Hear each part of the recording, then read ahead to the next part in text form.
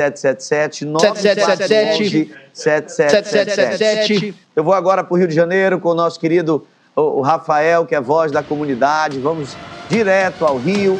O Rafael Costa, jornalista da ONG Voz das Comunidades, que acompanhou, portanto, vem comigo aqui, essa mega operação do Rio, e nos fala agora do desdobramento após a maior chacina da história do Estado. Fala com a gente, então. Conta tudo pra gente, Rafael. Seja bem-vindo ao Ronda Campeão, aqui da Rede Meio Norte, meu irmão. Muito bom dia. Bom dia, Wellington. Está me ouvindo bem por aí? Tá tudo certo? Fique à vontade. Perfeito. Wellington, hoje a gente amanheceu triste, né? Mais uma vez, estamos chorando diante dessa situação que aconteceu ontem. Ontem foi noticiado, né, 64 mortos, mas durante a madrugada moradores subiram o Complexo da Penha, né, numa região de mata que tem lá dentro, e resgataram mais 55 mortos. Então, atualmente na nossa contagem, né, que ainda não foi atualizada pelo Estado, pelo governo, a gente tem 119 mortos, e nesses 119 eu incluo também os 4 policiais que foram mortos também. A gente acordou, como eu falei, né? A gente acordou chorando porque é uma ferida, né? Uma ferida muito forte. Nós, do Voz das Comunidades, a gente já está acostumado, né? Infelizmente, essa é a palavra, acostumado a fazer essas coberturas de operações policiais, mas essa mega operação de ontem deixou a gente bem impressionado, sabe? Com a quantidade de violência que a gente viu, de como isso se estendeu, de como pessoas dentro da favela foram afetadas, né, dessa forma, assim como também o restante da cidade também foi afetado, né? Sim. Mas foi uma coisa muito, muito impressionante, sabe? A gente tem o nosso grupo de apuração, onde a gente ficou o dia inteiro trocando informações, recebendo vídeos, né? E a editoria do Voz, enquanto Voz Comunidades é uma ONG que fica dentro do Complexo Alemão, a gente tem a nossa editoria de sempre estar ao lado do morador, né? A gente foi conversando isso durante o dia, o que a gente ia abordar, como que a gente ia abordar, uma vez que a grande mídia já estava faltando mortos, armas, tráfico, né? A criminalidade, o policiamento, o que estava acontecendo. E a gente queria falar, morador, a gente tá aqui do teu lado e a gente quer mostrar que, sim, agora dá para você ir para casa, o que está funcionando lá dentro, né? Mas a gente não deixou de olhar para o que estava acontecendo, né? Então, sim, a gente foi sempre atualizando os moradores durante o dia. E agora a gente está nesse cenário de desolação, né? Agora há pouco a Defesa Civil foi até o local onde estavam os corpos, né? Os 55 corpos foram resgatados pelos moradores para fazer o recolhimento, para levar para o IML. Sim. A gente viu muitas pessoas chorando, né? Muitas famílias chorando. E por mais que sejam algumas pessoas envolvidas, que não sejam envolvidas com o tráfico, sim, ali, são vidas, né, Wellington? Então, e a gente vê a dor dessas mães, a gente vê a dor dessas famílias, porque a gente sabe assim que qualquer mãe não quer ver o seu filho naquela situação ali. Sim. A mãe cria o filho, sabe, para participar de projetos sociais, esporte, estudar, e a gente sabe que é sempre importante isso, mas aí quando chega esse momento, diante de como o Rio de Janeiro é construído em cima de uma sabe, de ser assolado, né, por essas chagas de tráfico, milícia, polícia, sabe, do jeito que atuam, né, de Sim. forma assim, a gente vê que o morador está sempre muito atingido por isso. Então aí ver aquelas mães ali apertou bastante nosso coração, então a gente está, sabe, acompanhando esses moradores, ver o que a Defensoria Pública também está trazendo para a gente, sabe? A gente está tentando prestar todo o apoio para os moradores de como lidar daqui para frente, né? Não foi a primeira vez, né, que a gente está fazendo esse trabalho, e também a gente sabe que não vai ser a última, mas é isso, né? Então é seguir em frente e ver o que vai se desenrolar a partir dessa situação que a gente passou ontem. Rafael, e como é que a polícia, durante essas operações, faz a distinção entre faccionados e civis inocentes?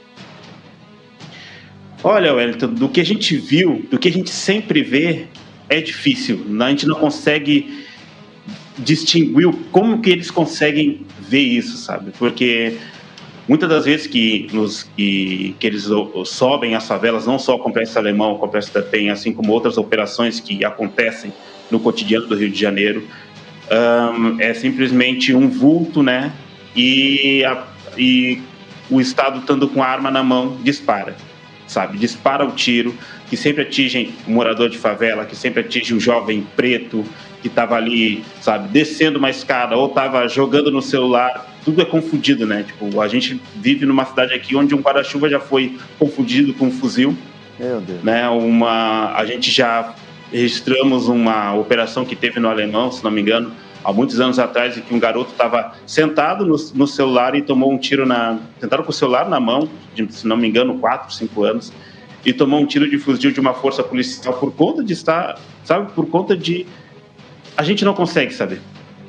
Infelizmente é isso, sabe? A gente tem aquele estereótipo ali, tipo, a polícia vê um jovem preto favelado, sabe? Um jovem preto com um cabelo diferente, com o cabelo característico da favela e pronto, classifica ele como um bandido, um criminoso, e na realidade não é isso, porque, sabe, tem uma família por trás, não existe um trabalho, parece, de inteligência, de investigação, sabe, de identificar quem é que está de fato, mas não. E aí atinge inocentes, né? São inocentes que acabam morrendo nas mãos do Estado. E você acha que esse tipo de operação, ela é na verdade, algo que tenta, eu diria, suprir uma dívida social de anos dentro de uma comunidade, ou é, na verdade, o Estado demonstrando ali que não tem mais controle algum e fica fazendo essas operações para jogar para a plateia? Como é que você, como líder e voz da comunidade, avalia esse tipo de operação? Olha, eu acho que essa mega operação de ontem foi uma oportunidade do governo de angariar votos, né? Vamos ser bem francos assim, porque ano que vem é ano de eleição e o Rio de Janeiro sempre foi do jeito que ele é e não foi a partir desse governo. São anos e anos de governo sendo construído dessa maneira, né? E permitindo que grupos armados consigam, né, se expandir pela cidade, mas aí quando chega num momento que eles não conseguem mais, vamos dizer assim, conter isso tudo, é a partir de uma mega operação atingindo uma região onde tem muitos moradores que não tem nada a ver com a história, não tem nada a ver com isso, são trabalhadores, são crianças que precisam estudar, passam por esse tipo de situação. A gente consegue ver o julgamento, né? A gente consegue ver o julgamento nas redes sociais, a gente consegue ver a partir da palavra do governador dizendo que a operação foi, entre aspas, um sucesso. Sim. Sabe? E só que o sucesso que ele coloca, a gente vê no dia seguinte, né? Então, e nesse dia seguinte a gente vê mães chorando, famílias chorando. Então, eu coloco, né, que operações é praticamente enxugar gelo, né, Wellington? Por mais que aconteçam uma atrás da outra, é um ciclo que não tem fim. O governo precisa entrar dentro da favela com educação, com cultura, com infraestrutura, sabe? É isso que tem que ser feito. E não entrar com entrar com um fuzil na mão, com uma força policial, com um caveirão. Não, a gente vê isso há anos acontecendo e o que mudou? Nada mudou. Mas como é que a gente consegue enxergar alguns pequenos pontos de mudança? Quando tem um projeto social que funciona, sabe? Quando tem um esporte que está funcionando, que leva as crianças para disputar campeonatos de jiu-jitsu, de futebol, sabe? Basquete, tudo de dentro da favela. A gente vê essas crianças, esses jovens que até às vezes pertencem ao tráfico, saindo da criminalidade e integrando o esporte. A gente tem vários exemplos disso. Só que a sociedade não vê isso, né? A sociedade não consegue enxergar isso. Eles querem ver o sangue correndo, né? E isso afeta muito, principalmente a vida do morador e moradora de favela. Combater o crescimento do processo de favelização, porque isso é histórico, né? Desde o final lá da escravidão, né? Onde os negros ficaram à solta pelas ruas, foram morar nos cortiços, foram morar nos morros. Desde então há uma dívida do Estado, histórica, ao passar dos anos, né, que não é desconstruída só com força policial, é desconstruída muito mais com apoio sociocultural, né? Com presença real do braço do poder público na vida das pessoas, gerando oportunidade, acolhimento, amor, né? É assim que a gente, de fato, vai poder ver o estancar dessa ferida gigantesca gerada pelas organizações criminosas. Eu não sei se você concorda comigo, Rafael. Com certeza, Wellington, com certeza. Lá no Voz das Comunidades a gente procura, como eu falei antes, né, falar pelo morador, assim, falar junto ao morador, né? E a gente tem muita pauta que a gente consegue ver muitos talentos sendo promovidos lá dentro, sabe? Muitas crianças que fazem jiu-jitsu, que participam de campeonatos em Dubai, inclusive, sabe? Eles atuam trazendo medalhas, sabe? Uns anos atrás a gente fez uma entrevista com um garoto que morava no conjunto de favelas da Maré, fazia uma rifa para levantar um recurso financeiro para ir para Dubai. Ele conseguiu, a gente fez a matéria, ele conseguiu, e ele voltou de lá com a medalha de primeiro lugar. É isso que a gente tem que mostrar, sabe? A gente consegue ver que existe essa abertura através da educação e através da cultura, sabe? Não com uma arma. Uma arma não consegue levar nada, assim. Então, são iniciativas como essa que a gente precisa colocar em prática, são iniciativas como essa que a gente tem que dar visão, que a gente tem que mostrar, sabe? E é a partir disso que a gente consegue resolver vamos dizer assim, essa dívida, né, do Estado, assim, é promover, sabe? É através de sistema de cotas, é promover educação, cultura, sabe? Tudo isso. A gente tem, as armas que a gente precisa usar são os livros, são os cadernos, sabe? É instruir, é educar, é ensinar, e não do jeito que a gente viu como ontem. E nesse momento, a polícia está ocupando ainda os complexos, a vida já voltou ao normal. Conta um pouco disso pra gente. Claro. Hoje a gente acordou com a gente ficou muito focado nessa parte dos corpos, né, que estavam sendo resgatados pelos moradores. Naquele momento não tinha nenhuma unidade de polícia acompanhando, né? E a gente foi vendo assim que a cidade como um todo também, além da favela, também foi voltando ao normal, né? As pessoas ainda estão com medo de ontem.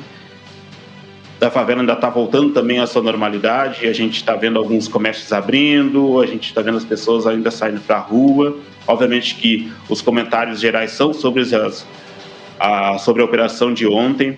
E as coisas estão andando aos poucos, né? Vamos dizer assim que a gente está voltando para uma normalidade, mas a gente está voltando para uma normalidade com a ferida aberta, né? Então, a gente ainda está num momento de tensão. Eu perguntei aqui para a minha equipe se ainda tinha alguém lá da polícia, né, dentro da favela. Eu não consegui ter esse retorno, então eu não conseguiria te confirmar se ainda tem, né, algum agente lá dentro, mas não teve registro de tiros até o momento, né, que a gente não recebeu nada.